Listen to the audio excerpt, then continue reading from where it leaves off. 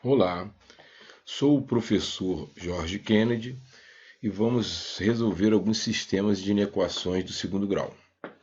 A resolução de um sistema de inequações do segundo grau pode ser feita a partir do estudo dos sinais de uma função para cada inequação, separadamente, seguido da determinação da interseção dos conjuntos verdade dessas inequações, isto é, a determinação de x que satisfazem envolve o estudo dos sinais de uma função do segundo grau.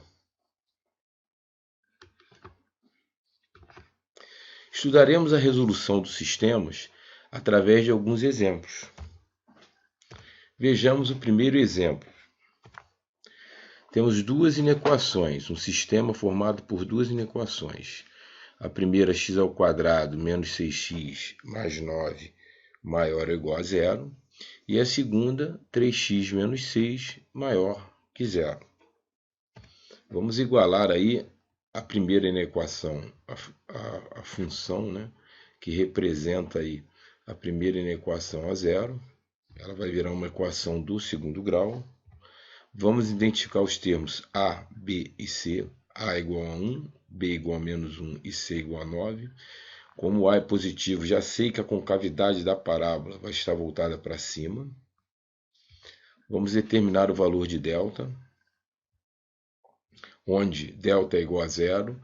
Logo, a parábola vai interceptar o eixo do x em apenas um ponto. Vamos achar a raiz para determinar esse ponto. E a raiz é 3. Agora, o gráfico que representa aí essa resolução. Então, eu tenho aqui a parábola interceptando o eixo x em 3. Ok? Agora eu vou igualar a segunda inequação a zero e resolver a equação do primeiro grau. Achei a raiz, x igual a 2. Então, como A é positivo, a função é crescente e a reta vai interceptar o eixo x em 2. Aqui o gráfico que representa o estudo da função da segunda inequação. Então, nós temos aqui o conjunto, vamos identificar os valores de x que satisfazem as inequações. A primeira equação, o conjunto que satisfaz é o conjunto dos números reais, pois eu tenho que achar valores para x que tornem y positivo ou igual a zero. Então, qualquer valor de x, para qualquer valor de x, o y será positivo ou nulo. E na segunda equação, eu tenho que achar valores para x, tem que determinar os valores de x para que y seja somente positivo. Então, x pertence a R, tal que x é maior que 2. Então, todos os valores, esse é o meu conjunto verdade. Agora nós vamos fazer a interseção dos conjuntos. Então, está aqui o conjunto verdade 1 e o conjunto verdade 2. A interseção entre os dois conjuntos é esse pedaço da reta. Ok? Para todos os valores x, para todos os valores de x maiores que 2. Então, x pertence a R, tal que x é maior que 2. O intervalo da primeira inequação é fechado, pois eu tenho o sinal de maior ou igual. E da segunda inequação é aberto, pois eu só tenho o sinal de maior. Vamos resolver o segundo exemplo para as duas inequações. Então, vamos pegar a primeira inequação, igualar a zero. Virou uma equação do segundo grau. O A é negativo, logo a concavidade da parábola estará voltada para baixo.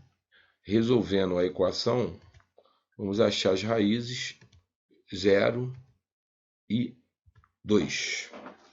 E aqui o gráfico que representa a solução dessa equação. Como meu x, como a minha função tem que ser menor ou igual a zero, então eu tenho que buscar os valores para x negativos e nulos, ou seja, as raízes pertencem também à solução. Então serão x menor ou igual a zero ou x maior ou igual a 2. Igualando aí a segunda inequação a zero. Aqui a concavidade da parábola está voltada para cima, pois A é positivo. Vamos encontrar aí o valor de delta. Como delta é positivo, logo teremos duas raízes reais e diferentes. A parábola vai interceptar o eixo em 2 pontos. Resolvendo a equação para achar as raízes. E menos 2 e 4. E aqui o gráfico que representa a solução dessa inequação. Como eu busco valores de x para que y seja menor ou igual a zero, ou seja, negativo ou nulo, está aqui o meu sinal negativo. Então, esse intervalo aqui, né, inclusive as raízes, porque o intervalo é fechado. Então,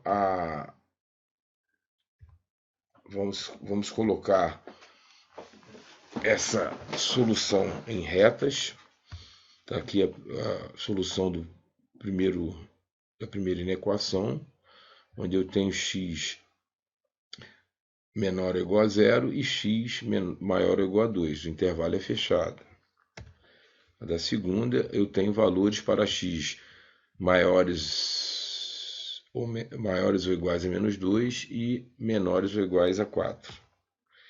E a interseção desses dois conjuntos de verdade serão meus valores. X pertence a R, tal que x é maior ou igual a menos 2, menor ou igual a 0, ou x maior ou igual a 2 e menor ou igual a 4. Então, a interseção entre esses dois conjuntos, né, se nós traçarmos aqui com a setinha uma vertical, vocês vão ver o pedacinho da reta que pertence ao mesmo tempo aos dois conjuntos de verdade. Ok?